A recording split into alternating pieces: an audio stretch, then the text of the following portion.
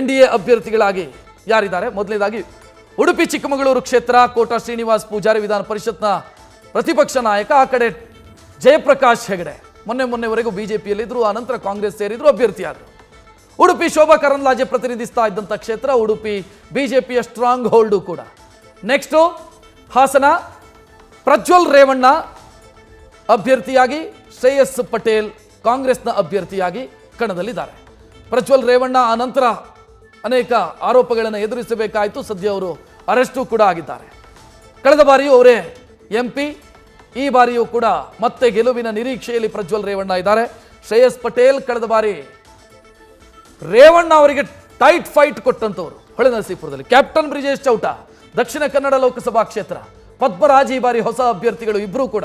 ನಳಿನ್ ಕುಮಾರ್ ಕಟೀಲ್ ಅವರನ್ನು ಬದಲಾಯಿಸಿ ಚೌಟ ಅವರಿಗೆ ಅವಕಾಶ ಕೊಟ್ಟರೆ, ಪದ್ಮರಾಜ್ ಕಳೆದ ಬಾರಿ ಮಿಥುನ್ ರೈ ಸ್ಪರ್ಧೆ ಮಾಡಿದಂಥ ಕ್ಷೇತ್ರ ಅದು. ಈ ಬಾರಿ ಪದ್ಮರಾಜ್ ಅವರಿಗೆ ಅವಕಾಶ ಕೊಡಲಾಯಿತು. ಬಂಟ ವರ್ಸಸ್ ಬಿಲ್ಲವ. ಈ ಕಡೆ ಬಿಲ್ಲವ ಕಾಂಗ್ರೆಸ್ನಲ್ಲಿ, ಬಿಜೆಪಿಯಲ್ಲಿ ಬಂಟ ಸಮೀಕರಣ. ಸೊ ಈ ಕಡೆ ಇನ್ನೊಂದು ಕ್ಷೇತ್ರ ಬಹಳ ಗೋವಿಂದ ಕಾರಜೋಳ. ಕಳೆದ ವಿಧಾನಸಭಾ ಎಲೆಕ್ಷನ್ನಲ್ಲಿ ಸೋತವರು, ಉಪಮುಖ್ಯಮಂತ್ರಿಗಳು ಮಾಜಿ. ಗೋವಿಂದ ಕಾರಜೋಳ ಚಿತ್ರದುರ್ಗದಿಂದ ಸ್ಪರ್ಧೆ ಮಾಡಿದರು. BN ಚಂದ್ರಪ್ಪ ಕಾಂಗ್ರೆಸ್ನ ಅಭ್ಯರ್ಥಿಯಾಗಿ ಕಣದಲ್ಲಿದ್ದಾರೆ. ಪರಿಶಿಷ್ಟ ಜಾತಿ ಮೀಸಲು ಕ್ಷೇತ್ರ. ಇಲ್ಲೂ ಕೂಡ ಬಿಜೆಪಿ ಬದಲಾವಣೆಯನ್ನು ಮಾಡಿತು. ನಾರಾಯಣಸ್ವಾಮಿ ಅವರಿಗೆ ಟಿಕೆಟ್ ಕೊಡದೆ ಗೋವಿಂದ ಕಾರಜೋಳ ಅವರಿಗೆ ಅವಕಾಶವನ್ನು ಮಾಡಿಕೊಟ್ಟಿದೆ. ಸೊ ಇದು ಕೂಡ ಇವತ್ತಿನ ಲೆಕ್ಕಾಚಾರ ನೋಡಿದರೆ ಚಿತ್ರದುರ್ಗ ಟೈಟ್ ಫೈಟ್ ಅನ್ನು ನೋಡಬಹುದಾದಂಥ ಲೋಕಸಭಾ ಕ್ಷೇತ್ರ. ಸೊ ಇನ್ನು 8 ಗಂಟೆ ಹೊತ್ತಿಗೆ ನಮಗೆ ಕೌಂಟಿಂಗ್ ಸೆಂಟರ್ ಓಪನ್ ಆದಂಗಲೇ ಗೊತ್ತಾಗ್ತಾ ಹೋಗುತ್ತೆ. ನನ್ನ ಪ್ರಕಾರ ಚಿತ್ರದುರ್ಗ ಟೈಟ್ ಫೈಟ್ ಅನ್ನು ನೋಡುವಂಥ ಲೋಕಸಭಾ ಕ್ಷೇತ್ರ. ತುಮಕೂರು ವಿ ಸೋಮಣ್ಣ ಅವರು ಕಳೆದ ವಿಧಾನಸಭಾ ಎಲೆಕ್ಷನ್ 2 ಕಡೆ ನಿಂತು ಸೋತರು. ಸೊ ಅವರಿಗೆ ಅವಕಾಶವನ್ನು ಮಾಡಿಕೊಡಲಾಯಿತು. ಮುದ್ದಹನುಮೇಗೌಡ 2014ರಲ್ಲಿ ಕಾಂಗ್ರೆಸ್ನಿಂದ MP. ಈ ಬಾರಿ ಅವರಿಗೆ ಕಾಂಗ್ರೆಸ್ ಅವಕಾಶವನ್ನು ಮಾಡಿಕೊಟ್ಟಿದೆ. ಈ ಮಧ್ಯೆ ಅವರು ಬಿಜೆಪಿಗೆಲ್ಲ ಹೋಗಿ ವಾಪಸ್ ಕಾಂಗ್ರೆಸ್ಸಿಗೆ ಬಂದವರು. ಲಿಂಗಾಯತ ವರ್ಸಸ್ ಒಕ್ಕಲಿಗ ಅನ್ನುವಂಥದ್ದು. JDSನ ಬೆಂಬಲ ಇರೋದ್ರಿಂದ ಲಿಂಗಾಯತ ಪ್ಲಸ್ ಒಕ್ಕಲಿಗ ಸಮೀಕರಣ ವರ್ಕ್ ಆಗುತ್ತೆ ಅಂತ ಸೋಮಣ್ಣ ನಿರೀಕ್ಷೆಯಲ್ಲಿದ್ದಾರೆ. ಕುಮಾರಸ್ವಾಮಿ ಮಂಡ್ಯದಿಂದ ಸ್ಪರ್ಧೆ ಮಾಡಿದ್ದಾರೆ ಮೈತ್ರಿ ಅಭ್ಯರ್ಥಿಯಾಗಿ. ಸ್ಟಾರ್ ಚಂದ್ರು ಹೊಸ ಅಭ್ಯರ್ಥಿ, ಆಗರ್ಭ ಶ್ರೀಮಂತ ಅಭ್ಯರ್ಥಿ ಮಂಡ್ಯ ಕಣದಲ್ಲಿ. ಸೊ ಇಲ್ಲೂ ಕೂಡ ಫೈಟ್ ಇರಬಹುದು ಅಂತ ಅನ್ಸುತ್ತೆ. ಕುಮಾರಸ್ವಾಮಿ ರಾಷ್ಟ್ರ ರಾಜಕಾರಣಕ್ಕೆ ಮತ್ತೆ ಪ್ರವೇಶಿಸುವಂತ ಮುನ್ಸೂಚನೆಯನ್ನು ಕೊಟ್ಟಿದ್ದಾರೆ ಮತ್ತು ಗೆದ್ರೆ ಮಂತ್ರಿ ಆಗ್ತಾರೆ ಅನ್ನೋ ಲೆಕ್ಕಾಚಾರಗಳಿದ್ದಾವೆ. NDA ಸರ್ಕಾರ ಬಂದರೆ ಕುಮಾರಸ್ವಾಮಿ ಮಂತ್ರಿ ಆಗ್ತಾರೆ ಅಂತ. ಮೈಸೂರು ಮತ್ತೊಂದು ಚೇಂಜಸ್ ನೋಡಿದಂಥ ಕ್ಷೇತ್ರ. ಪ್ರತಾಪ್ ಸಿಂಹ 2 ಬಾರಿ ಸಂಸದರಾಗಿದ್ದವರು, ಅವರಿಗೆ ಅವಕಾಶವನ್ನು ಕೊಡಲಿಲ್ಲ. ಯದುವೀರ್ ಒಡೆಯರ್ ಅವರಿಗೆ ಅವಕಾಶವನ್ನು ಕೊಟ್ಟಿದ್ದಾರೆ. ರಾಜವಂಶ ಮತ್ತೆ ಅಖಾಡಕ್ಕೆ ಪ್ರವೇಶಿಸಿದೆ ಬಿಜೆಪಿ ಮೂಲಕ. ಯದುವೀರ್ ಒಡೆಯರ್, ಎಂ ಲಕ್ಷ್ಮಣ್ ಕಾಂಗ್ರೆಸ್ನ ಸಾಮಾನ್ಯ ಕಾರ್ಯಕರ್ತ, KPCC ವಕ್ತಾರರಾಗಿದ್ದಂಥವ್ರು. ರಾಜವಂಶ ಮತ್ತು ಸಾಮಾನ್ಯ ಕಾರ್ಯಕರ್ತ, ಇವರಿಬ್ಬರ ಮಧ್ಯೆ ಫೈಟು. ಯದುವೀರ್ ಒಡೆಯರ್ ಗೆಲುವಿನ ನಿರೀಕ್ಷೆಯಲ್ಲಿದ್ದಾರೆ ಮತ್ತು ಮೈತ್ರಿ ಇಲ್ಲೂ ಕೂಡ ವರ್ಕೌಟ್ ಆಗುತ್ತೆ ಅನ್ನೋ ನಿರೀಕ್ಷೆಯನ್ನು NDA ಮೈತ್ರಿಕೂಟ ಇಟ್ಟುಕೊಂಡಿದೆ. ಲಕ್ಷ್ಮಣ್ ಪರವಾಗಿ ಅಂಡರ್ ಕರೆಂಟ್ ಏನಾದರೂ ವರ್ಕ್ ಆದರೆ, ಸುಪ್ತ ಅಲೆ ಏನಾದರೂ ವರ್ಕ್ ಆದರೆ ಲಕ್ಷ್ಮಣ್ ಗೆಲ್ಲುವಂಥ ಸಾಧ್ಯತೆ ಇದೆ. So Chamarajanagar Balaraj versus Sunil Bose. ಬಾಲರಾಜ್ ಮಾಜಿ ಶಾಸಕರು, ಸುನಿಲ್ ಬೋಸ್ ಮಹದೇವಪ್ಪ ಅವರ ಪುತ್ರ, ಸಿದ್ದರಾಮಯ್ಯ ಅವರ ಆಪ್ತನ ಪುತ್ರ.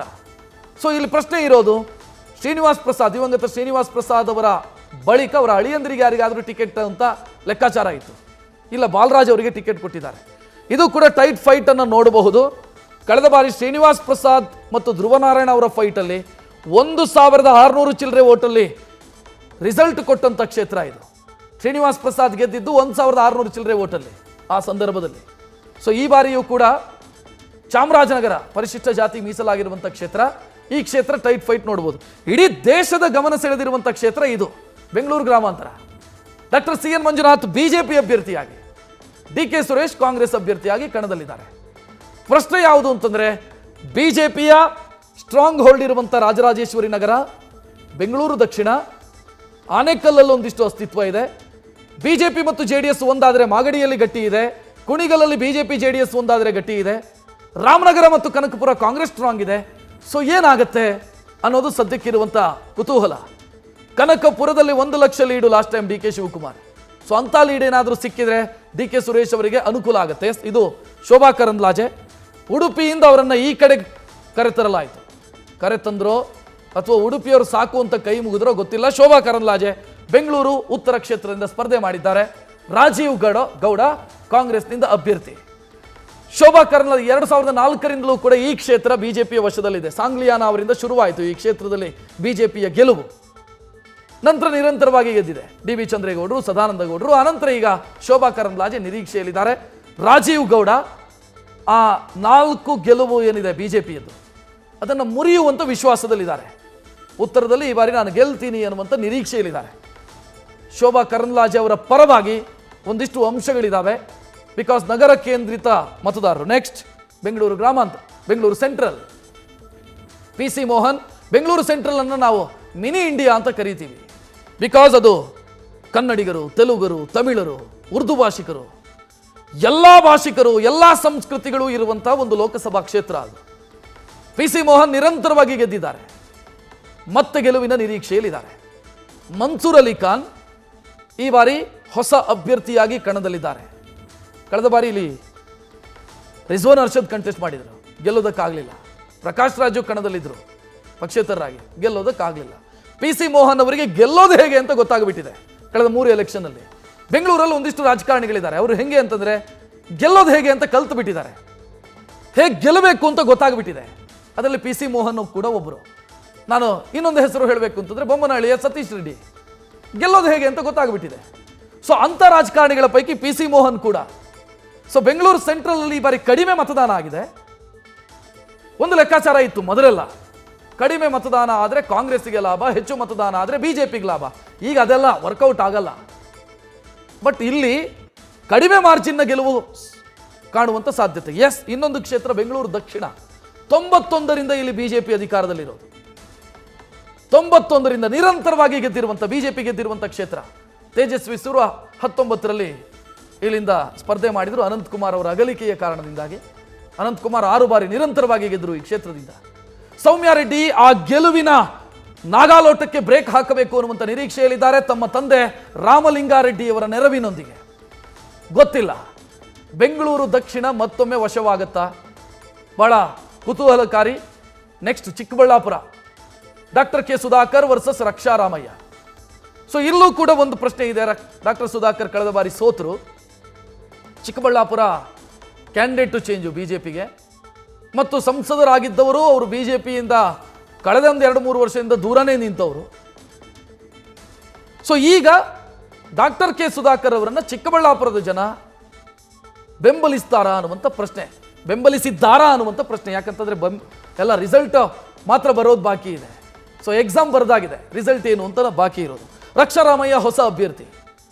ರಕ್ಷಾರಾಮಯ್ಯ ಅವರಿಗೆ ಅಲ್ಲಿ ಜಾತಿ ಬಲನೂ ಇದೆ, ಜೊತೆಗೆ ಶಾಸಕರು ಕೂಡ ಒಟ್ಟಾಗಿ ಕೆಲಸ ಮಾಡಿದ್ದಾರೆ. ಈ ಕ್ಷೇತ್ರದ ರಿಸಲ್ಟ್ ನನಗೆ ಯಾಕೋ ಒಂದು ಭಾಳ ಕುತೂಹಲ ಇದೆ. ಈ ಪ್ರದೀಪ್ ಈಶ್ವರ್ ಏನೋ ಹೇಳಿದ್ದಾರೆ, ಚಿಕ್ಕಬಳ್ಳಾಪುರದಲ್ಲಿ 1 ವೋಟ್ ಲೀಡ್ ಬಂದರೂ ನಾನು ರಿಸೈನ್ ಮಾಡ್ತೀನಿ, ಸುಧಾಕರ್ಗೆ ಏನಾದರೂ 1 ವೋಟ್ ಲೀಡ್ ಬಂದರೂ ನಾನು ರಿಸೈನ್ ಮಾಡ್ತೀನಿ ಅಂತ ಹೇಳಿದ್ದಾರೆ. ರಿಸೈನ್ ಮಾಡಿದ್ರೆ ಒಂದು ಬೈ ಎಲೆಕ್ಷನ್ನು ಕೂಡ ಬರಬೇಕಲ್ಲ, ಗೊತ್ತಿಲ್ಲ. ಆ ರೀತಿ ಹೇಳಿದವರೆಲ್ಲ ಆ ನಂತರ ರಾಜಕಾರಣದಲ್ಲಿ ಇದೆಲ್ಲ ಸಹಜ ಅಂತ ಜಾರಿಕೊಂಡಂಥ ಉದಾಹರಣೆಗಳಿದ್ದಾವೆ. ಗೊತ್ತಿಲ್ಲ ಪ್ರದೀಪ್ ಈಶ್ವರ್ ಏನು ಮಾಡ್ತಾರೆ ಅಂತ. ಹಂಗೆ ನೋಡಿದರೆ ದೇವೇಗೌಡರು ದೇಶ ಬಿಡ್ತೀನಿ ಅಂತಂದಿದ್ರು ಪ್ರಧಾನಿ ಆದರೆ ನರೇಂದ್ರ ಮೋದಿ. ರೇವಣ್ಣ ದೇಶ ಬಿಡ್ತೀನಿ, ರಾಜಕೀಯ ನಿವೃತ್ತಿ ತಗೋತೀನಿ ಅಂತಂದಿದ್ರು ನರೇಂದ್ರ ಮೋದಿ ಪ್ರಧಾನಿ ಆದರೆ. ಅದೆಲ್ಲ ಆಗಲ್ಲ, ನೋಡೋಣ ಪ್ರದೀಪ್ ಈಶ್ವರ್ ಏನು ಮಾಡ್ತಾರೆ. ರಿಸಲ್ಟ್ ಆ ರೀತಿ ವ್ಯತಿರಿಕ್ತವಾಗಿ ಏನಾದರೂ ಬಂದರೆ. ಸೊ ಇದು ಕೋಲಾರ ಭಾಳ ಜಟಾಪಟಿ ಇತ್ತು ಕಾಂಗ್ರೆಸ್ನಲ್ಲಿ ಯಾರಿಗೆ ಟಿಕೆಟು ಅಂತ. ಬಟ್ ಕೆ ವಿ ಗೌತಮ್ ಅವರು ಕೊನೆಗೆ ಟಿಕೆಟ್ ಪಡ್ಕೊಂಡ್ರು. ಅಲ್ಲಿ 2 ಬಣಗಳ ಮಧ್ಯೆ ಗುದ್ದಾಟ ಏನು ನಡೆಯಿತು ಅದು ಕೆ ವಿ ಗೌತಮ್ ಅವರಿಗೆ ವರ ಆಯಿತು. ಎಂ ಮಲ್ಲೇಶ್ ಬಾಬು JDS ಇಂದ ಕಂಟೆಸ್ಟ್ ಮಾಡಿದ್ದಾರೆ. ಸೊ ಈ ಕ್ಷೇತ್ರ ಕಳೆದ ಬಾರಿ ಅಚ್ಚರಿಯ ಫಲಿತಾಂಶಕ್ಕೆ ಸಾಕ್ಷಿಯಾದಂಥ ಕ್ಷೇತ್ರ. ಅಂದರೆ ಮುನಿಯಪ್ಪ ಅವರು 8 ಬಾರಿ ಗೆದ್ದವರು ಸೋತರು, ಅದು ಜೈಂಟ್ ಕಿಲ್ಲರ್ ಆಗಿ ಮುನಿಸ್ವಾಮಿ ಅವರು ಗೆದ್ದಂಥ ಕ್ಷೇತ್ರ. ಈ ಬಾರಿ ಅವರಿಗೆ ಟಿಕೆಟ್ ಸಿಗಲಿಲ್ಲ. ಮಲ್ಲೇಶ್ ಬಾಬು ಅವರು ಮೈತ್ರಿಯ ಕಾರಣದಿಂದ ಟಿಕೆಟ್ ಪಡ್ಕೊಂಡಿದ್ದಾರೆ. ಎಸ್, ಒಂದಿಷ್ಟು ಕ್ಷೇತ್ರಗಳನ್ನು ನೋಡಿದ್ರಿ.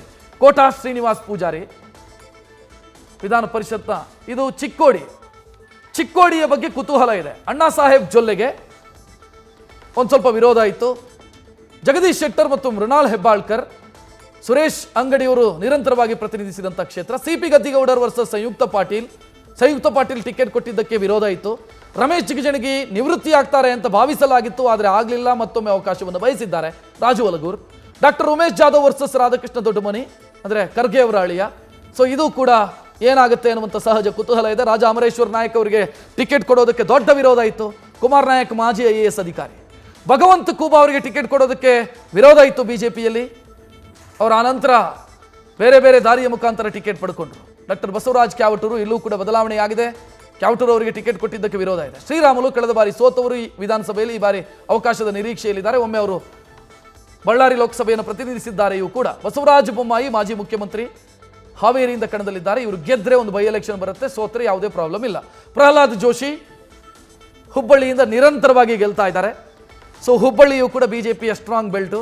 ವಿಶ್ವೇಶ್ವರ ಹೆಗಡೆ ಕಾಗೇರಿ ಇಲ್ಲೂ ಕೂಡ ಬದಲಾವಣೆ ಬಿಜೆಪಿ ಮಾಡಿದಂಥ ಕ್ಷೇತ್ರ. ಗಾಯತ್ರಿ ಸಿದ್ದೇಶ್ವರ್ ವರ್ಸಸ್ ಪ್ರಭಾ ಮಲ್ಲಿಕಾರ್ಜುನ್, ಎರಡು ಫ್ಯಾಮಿಲಿ ಮತ್ತೆ ಮುಖಾಮುಖಿಯಾಗಿದೆ. ಎರಡು ಫ್ಯಾಮಿಲಿಯ ಮಹಿಳಾ ಸದಸ್ಯರು ಈಗ ಮುಖಾಮುಖಿಯಾಗಿರೋದು. BY ರಾಘವೇಂದ್ರ ವರ್ಸಸ್ ಗೀತಾ ಶಿವರಾಜ್ ಕುಮಾರ್, ಇಲ್ಲೂ ಕೂಡ ಎರಡು ಫ್ಯಾಮಿಲಿ ಮತ್ತೆ ಮುಖಾಮುಖಿಯಾಗಿರೋದನ್ನು ನಾವು ನೋಡ್ತಾ ಇದ್ದೀವಿ. ಅಂದರೆ ಬಂಗಾರಪ್ಪ ಅವರನ್ನು ಸೋಲಿಸಿದಂಥ, ಮಧು ಬಂಗಾರಪ್ಪ ಅವರನ್ನು ಸೋಲಿಸಿದಂಥ BY ರಾಘವೇಂದ್ರ ಈ ಬಾರಿ ಗೀತಾ ಶಿವರಾಜ್ ಕುಮಾರ್ ಅವರನ್ನು ಸೋಲಿಸ್ತಾರಾ ಅನ್ನೋ ಪ್ರಶ್ನೆ.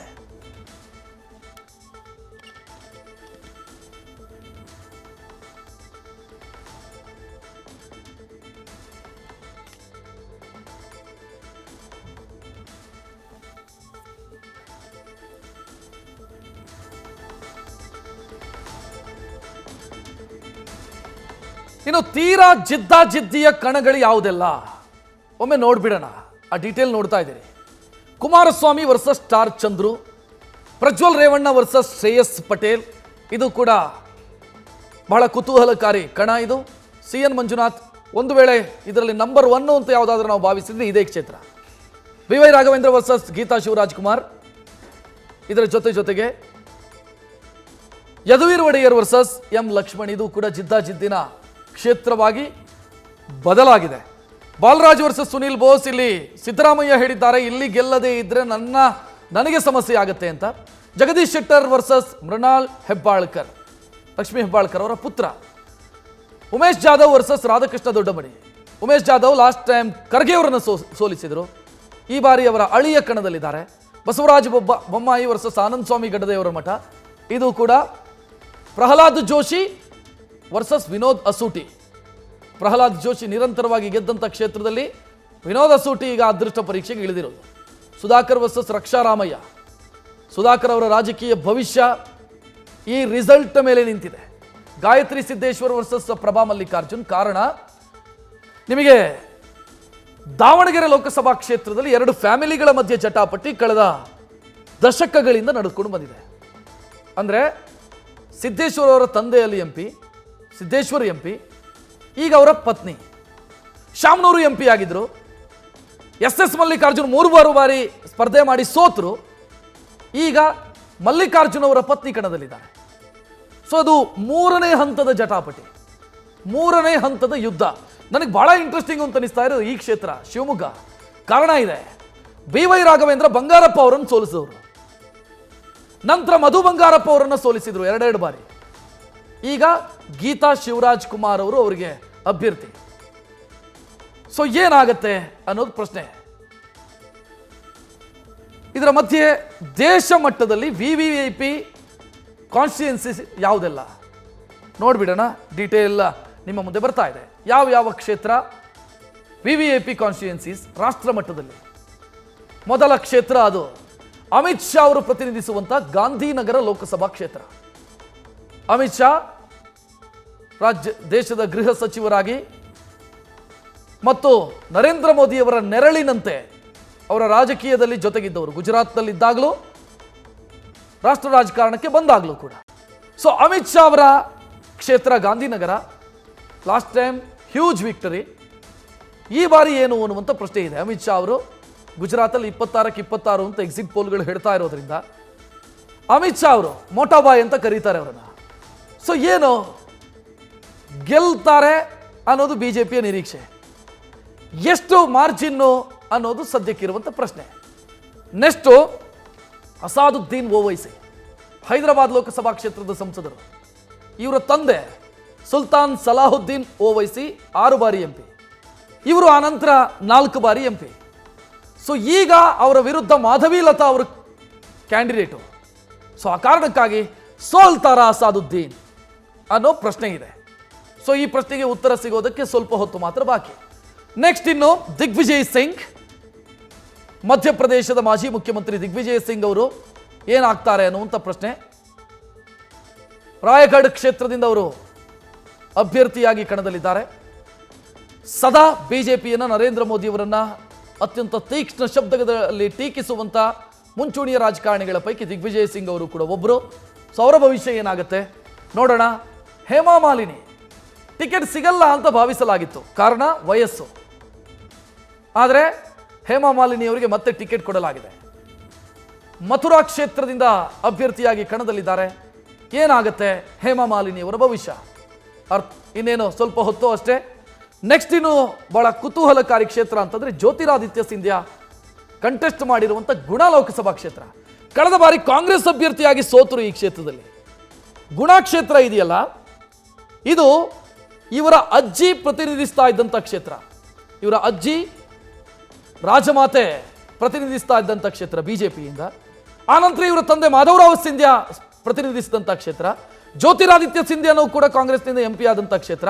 ಕಳೆದ ಬಾರಿ ಸೋತರು, ಈ ಬಾರಿ ಬಿಜೆಪಿ ಕ್ಯಾಂಡಿಡೇಟು, ಸೆಂಟ್ರಲ್ ಮಿನಿಸ್ಟರು ಕೂಡ ಆದರು ಅವರು. ಸೊ ಅವರು ಸ್ಪರ್ಧೆ ಮಾಡಿದ್ದಾರೆ. ಜ್ಯೋತಿರಾದಿತ್ಯ ಸಿಂಧ್ಯಾ ಅವರ ಭವಿಷ್ಯ ಏನು ಅನ್ನೋದು ಸದ್ಯಕ್ಕಿರುವಂಥ ಪ್ರಶ್ನೆ. ಇನ್ನು ಸೌತಲ್ಲಿ ನಮಗೆ ಬಹಳ ಕುತೂಹಲಕಾರಿ ಕ್ಷೇತ್ರ ಯಾವುದು ಅಂತಂದ್ರೆ ಅಣ್ಣಾಮಲೈ ಸ್ಪರ್ಧೆ ಮಾಡಿರುವಂಥ ಲೋಕಸಭಾ ಕ್ಷೇತ್ರ, ಅದು ಕೊಯಂಬತ್ತೂರು. ಈ ಕ್ಷೇತ್ರದಲ್ಲಿ ಅಣ್ಣಾಮಲೈ ಏನಾದರೂ ಗೆದ್ರೆ ಮಂತ್ರಿ ಆಗ್ತಾರೆ ಅನ್ನುವಂಥ ನಿರೀಕ್ಷೆ ಇದೆ. ಅಣ್ಣಾಮಲೈ ಬಿಜೆಪಿಯ ರಾಜ್ಯಾಧ್ಯಕ್ಷರಾಗಿ ಎನ್ ಮಕ್ಕಳ್ ಅನ್ನುವಂಥ ಒಂದು ಯಾತ್ರೆಯನ್ನು ಇಡೀ ತಮಿಳುನಾಡಲ್ಲಿ ಮಾಡಿದರು. ಸೊ ಅದರ ಎಫೆಕ್ಟ್ ಏನಾದರೂ ಅಣ್ಣಾಮಲೈ ಅವರಿಗೆ ಕೊಯಂಬತ್ತೂರಲ್ಲಿ ಕಾಣಿಸುತ್ತಾ ಅನ್ನೋ ಪ್ರಶ್ನೆ ಇದೆ. ಗೆದ್ರೆ ಮಿನಿಸ್ಟ್ರು ಅನ್ನುವಂಥ ನಿರೀಕ್ಷೆಯಲ್ಲಿ ಅವರ ಬೆಂಬಲಿಗರಿದ್ದಾರೆ. ಗೆದ್ರೆ ಸಚಿವರಾಗೋದು ಖಚಿತ ಅನ್ನುವಂಥ ನಿರೀಕ್ಷೆಯಲ್ಲಿದ್ದಾರೆ. ಗೊತ್ತಿಲ್ಲ, ಅಲ್ಲಿ ಝೀರೋದಿಂದ ಏಳಬೇಕಲ್ಲಿ. ತಮಿಳುನಾಡಲ್ಲಿ ಝೀರೋದಿಂದ ಬಿಜೆಪಿ ಏಳಬೇಕಾದಂಥ ಸ್ಥಿತಿ ಇದೆ. ಕೊಯಮತ್ತೂರಲ್ಲೊಮ್ಮೆ ಬಿಜೆಪಿ ಗೆದ್ದಿತ್ತು, ಏನೋ ಆಗ ಅಣ್ಣಾ ಡಿ ಎಂ ಕೆಯ ಸಪೋರ್ಟ್ ಇತ್ತು. ಬಟ್ ಈಗ ಅಣ್ಣಾ ಡಿ ಎಂ ಕೆ ಹೊರಗಿದೆ. ಸೋಲೋ ಪರ್ಫಾರ್ಮೆನ್ಸ್ ಅಣ್ಣಾಮಲೈ ಬಿಜೆಪಿಯಿಂದ. ಸೊ ಅದೊಂದು ಬಹಳ ಕುತೂಹಲಕಾರಿ ಕ್ಷೇತ್ರ. ಗೊತ್ತಾಗುತ್ತೆ ಕೊಯಮತ್ತೂರು ಏನಾಗುತ್ತೆ ಅಂತ. ನೆಕ್ಸ್ಟ್ ಇನ್ನು ಅಳಪುಳಂ ವಿಧಾನಸಭಾ ಕ್ಷೇತ್ರ. ಕೆ.ಸಿ. ವೇಣುಗೋಪಾಲ್ ಲಾಸ್ಟ್ ಟೈಮ್ ಅವರು ಸ್ಪರ್ಧೆ ಮಾಡಿಲ್ಲ, ಕಾರಣ ಪಕ್ಷದ ಕೆಲಸ ಅಂತ ಅವರು ಸ್ಪರ್ಧೆ ಮಾಡಲಿಲ್ಲ. ಸೊ ಈ ಬಾರಿ ಕೆ.ಸಿ. ವೇಣುಗೋಪಾಲ್ ಮತ್ತೆ ಈ ಕ್ಷೇತ್ರದಿಂದ ಸ್ಪರ್ಧೆ ಮಾಡಿದ್ದಾರೆ. ಕೇರಳ ಈಸಿಯಾಗಿ ಗೆಲ್ಲಬಹುದು ಅಂತ ಅನ್ಸುತ್ತೆ, ಕಾರಣ ಅಲ್ಲಿ ಬಿಜೆಪಿಗೆ ದೊಡ್ಡ ಶಕ್ತಿ ಇಲ್ಲ. ಮೈತ್ರಿಯ ಕಾರಣಕ್ಕಾಗಿ ಗೆಲ್ಲಬಹುದಾದಂಥ ಕ್ಷೇತ್ರ ಕೆ.ಸಿ. ವೇಣುಗೋಪಾಲ್. ನೆಕ್ಸ್ಟ್ ಮತ್ತೊಂದು ಕ್ಷೇತ್ರ, ಅದು ಹಿಮಾಚಲ ಪ್ರದೇಶದಲ್ಲಿ ಕಂಗನಾ ರಾಣಾವತ್ ಮಂಡಿ ಕ್ಷೇತ್ರದಿಂದ ಸ್ಪರ್ಧೆ ಮಾಡಿದ್ದಾರೆ. ನಿರಂತರವಾಗಿ ಬಿಜೆಪಿಯ ಸಪೋರ್ಟರ್ ಆಗಿದ್ದಂಥವರು ಕಂಗನಾ ರಾಣಾವತ್. ಒಬ್ಬ ನಟಿಯಾಗಿ ಬಹಳ ಅದ್ಭುತ ನಟಿ ಕಂಗನಾ ರಾಣಾವತ್. ಕಾಂಟ್ರವರ್ಸಿಗಳು ಅಷ್ಟೇ ಇದೆ. ಆ ನಂತರ ಅವರು ನಟಿಯಾಗಿ ಕೊಟ್ಟಂಥ ಕೊಡುಗೆಯ ಜೊತೆಗೆ ಕಾಂಟ್ರವರ್ಸಿ ಕೊಟ್ಟಂಥ ಕೊಡುಗೆಯೂ ಅಷ್ಟೇ ಇದೆ. ಅವರ ಮಾತುಗಳು ಎಷ್ಟೋ ಸಂದರ್ಭದಲ್ಲಿ ಎಲ್ಲೇ ಮೀರಿದಾವೆ. ಬಟ್ ಜನ ಹೇಗೆ ಯೋಚನೆ ಮಾಡ್ತಾರೆ ಗೊತ್ತಿಲ್ಲ. ಹಿಮಾಚಲ ಪ್ರದೇಶದಲ್ಲಿ ಕಂಗನಾ ರಾಣಾವತ್ ಗೆಲ್ತಾರಾ ಅನ್ನೋ ಪ್ರಶ್ನೆ ಇದೆ. ನೆಕ್ಸ್ಟ್ ಮತ್ತೊಂದು ಕ್ಷೇತ್ರ, ಅದು ಕಣ್ಣಿಮುಳಿ. ಕಣ್ಣಿಮುಳಿ ತೂತುಕುಡಿ ಕ್ಷೇತ್ರದಿಂದ ಗೆಲ್ಲೋ ನಿರೀಕ್ಷೆಯಲ್ಲಿ, ಮತ್ತೊಮ್ಮೆ ಗೆಲ್ಲೋ ನಿರೀಕ್ಷೆಯಲ್ಲಿದ್ದಾರೆ. 2G ಸ್ಪೆಕ್ಟ್ರಮ್ ಹಗರಣ ಕಳಂಕ ಇವರಿಗೆ ಅಂಟಿಕೊಂಡಿತ್ತು. ಅದರ ಆಚೆಗೂ ಕೂಡ ತಮಿಳುನಾಡಿನ ಜನ ಇವರನ್ನು ಆಯ್ಕೆ ಮಾಡಿ ಕಳಿಸಿದ್ದಾರೆ. ಮತ್ತೊಮ್ಮೆ ಆಯ್ಕೆಯ ನಿರೀಕ್ಷೆಯಲ್ಲಿದ್ದಾರೆ. ಮತ್ತೊಂದು ಚಿದಂಬರಂ ಅವರ ಪುತ್ರ ಸ್ಪರ್ಧೆ ಮಾಡಿರುವಂಥ ಕ್ಷೇತ್ರ ಶಿವಗಂಗಾ. ಕಾರ್ತಿ ಚಿದಂಬರಂ ಕಣದಲ್ಲಿದ್ದಾರೆ. ಇವರಿಗೂ ಕೂಡ ಭ್ರಷ್ಟಾಚಾರದ ಕಳಂಕ ಇದೆ. ಬಟ್ ತಮಿಳುನಾಡಿನ ಜನ ಹೇಗೆ ಯೋಚನೆ ಮಾಡ್ತಾರೆ ಗೊತ್ತಿಲ್ಲ. ನೆಕ್ಸ್ಟ್ ಈಗಾಗಲೇ ನಾವು ಅದನ್ನು ಟಚ್ ಮಾಡಿದ್ವಿ. ಮಾಧವಿ ಲತಾ ಅವರು ಹೈದರಾಬಾದ್ನಿಂದ ಅಸಾದುದ್ದೀನ್ ಓವೈಸಿ ವಿರುದ್ಧ ಸ್ಪರ್ಧೆ ಮಾಡಿದ್ದಾರೆ. ಸೊ ಇಲ್ಲಿ ಅಸಾದುದ್ದೀನ್ ಓವೈಸಿ ಫ್ಯಾಮಿಲಿ ನಿರಂತರವಾಗಿ ಗೆದ್ದಂಥ ಕ್ಷೇತ್ರ ಅದು. ಮಾಧವಿ ಲತಾ ಅವರಿಗೆ ಗೆಲ್ಲೋದಕ್ಕೆ ಸಾಧ್ಯ. ಗೆದ್ದರೆ ಭಾಗ್ಯನಗರ ಮಾಡ್ತೀನಿ ರೀ ನಾನು ಹೈದರಾಬಾದನ್ನು, ಹೈದರಾಬಾದ್ ಸಿಟಿಯ ಹೆಸರೇ ಭಾಗ್ಯನಗರ ಅಂತ ಬದಲಾಗುತ್ತೆ ಅಂತೆಲ್ಲ ಭರವಸೆಯನ್ನು ಕೊಟ್ಟಿದ್ದಾರೆ. ಹಿಂದುತ್ವದ ಬೆಂಕಿ ಚೆಂಡು ಅಂತ ಕರೀತಾರೆ ಮಾಧವಿ ಲತಾ ಅವರನ್ನು. ಸೊ ಅಸಾದುದ್ದೀನ್ ಓವೈಸಿ ಅವರನ್ನು ಸೋಲಿಸೋದಕ್ಕೆ ಸಾಧ್ಯ ಆಗುತ್ತಾ ಅನ್ನೋ ಪ್ರಶ್ನೆ ಇದೆ. ನೆಕ್ಸ್ಟ್ ಇನ್ನು ಮಹುವಾ ಮೊಹಿತ್ರಾ.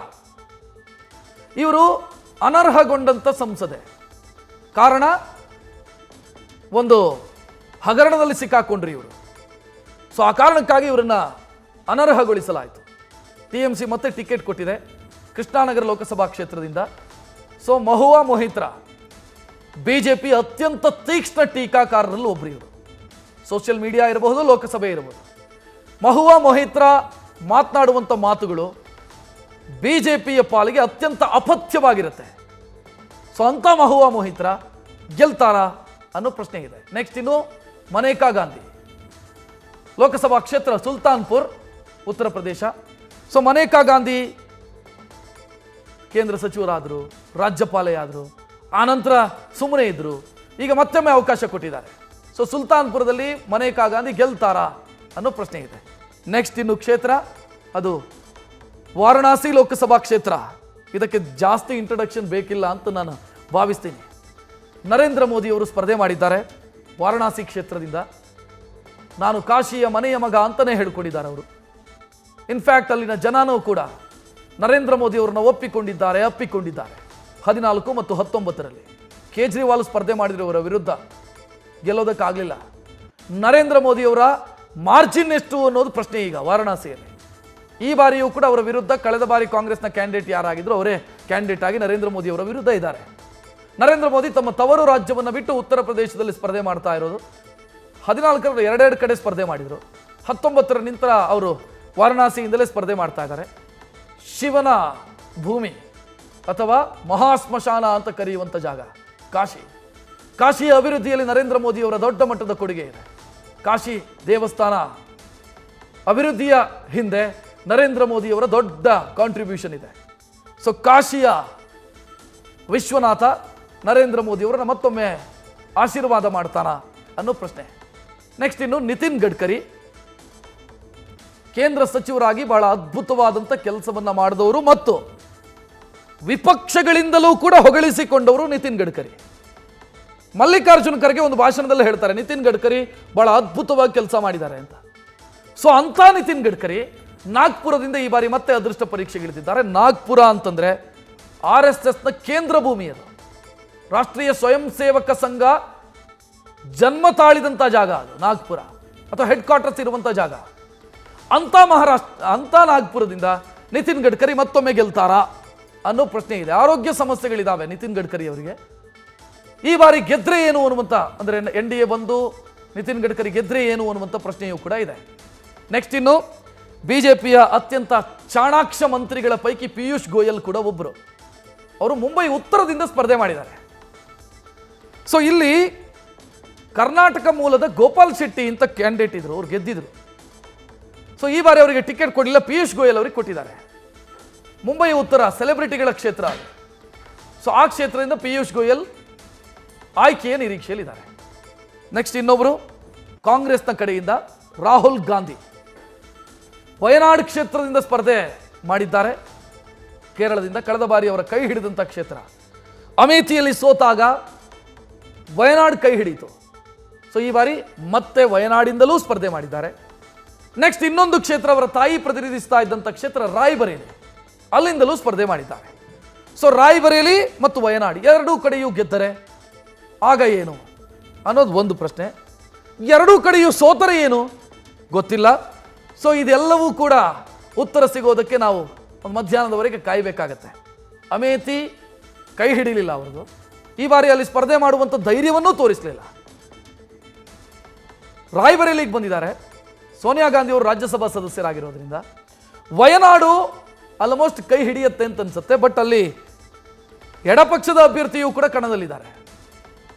ಸೊ ಆ ಕಾರಣಕ್ಕಾಗಿ ರಾಹುಲ್ ಗಾಂಧಿಯವರ ಭವಿಷ್ಯ ವಯನಾಡ್ನಲ್ಲಿದೆಯೋ ರಾಯ್ಬರೇಲಿಯಲ್ಲಿದೆಯೋ ಪ್ರಶ್ನೆಗೆ ಉತ್ತರ ಸಿಗೋದಕ್ಕೆ ಸ್ವಲ್ಪ ಹೊತ್ತು ಮಾತ್ರ ಬಾಕಿ. ನೆಕ್ಸ್ಟು ರಾಜನಾಥ್ ಸಿಂಗ್, ಕೇಂದ್ರದ ರಕ್ಷಣಾ ಸಚಿವರು. ವಾಜಪೇಯಿ ಅವರ ಅನುಯಾಯಿಯಾಗಿ ಗುರುತಿಸಿಕೊಂಡವರು ರಾಜನಾಥ್ ಸಿಂಗ್ ಅವರು.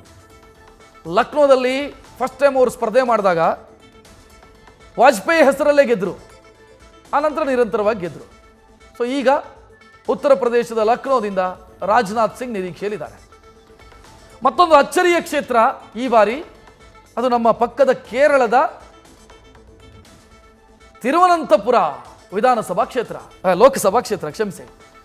ತಿರುವನಂತಪುರದಲ್ಲಿ ರಾಜೀವ್ ಚಂದ್ರಶೇಖರ್ ಸ್ಪರ್ಧೆ ಮಾಡಿದ್ದಾರೆ. ಕರ್ನಾಟಕದಿಂದ ರಾಜ್ಯಸಭಾ ಸದಸ್ಯರಾಗಿದ್ದಂಥ ಕೇಂದ್ರ ಸಚಿವರಾಗಿರುವಂಥ ರಾಜೀವ್ ಚಂದ್ರಶೇಖರ್ ಅವರ ಮಾತೃ ರಾಜ್ಯ ಕೇರಳದಿಂದ ತಿರುವನಂತಪುರದಿಂದ ಕಂಟೆಸ್ಟ್ ಮಾಡಿದ್ದಾರೆ. ಸೊ ರಾಜೀವ್ ಚಂದ್ರಶೇಖರ್ ಅವರ ಭವಿಷ್ಯ ಏನು ಅನ್ನೋದು ಪ್ರಶ್ನೆ. ಅವರು ಯಾರನ್ನು ಎದುರಿಸ್ತಾರೆ? ಶಶಿ ತರೂರ್ ಅವರನ್ನು ಎದುರಿಸ್ತಾರೆ. ಶಶಿ ತರೂರ್ ಅಲ್ಲಿ ರಾಜೀವ್ ಚಂದ್ರಶೇಖರ್ ವರ್ಸಸ್ ಶಶಿ ತರೂರ್. ನೆಕ್ಸ್ಟ್ ಆ ಡೀಟೇಲ್ ಇದೆ.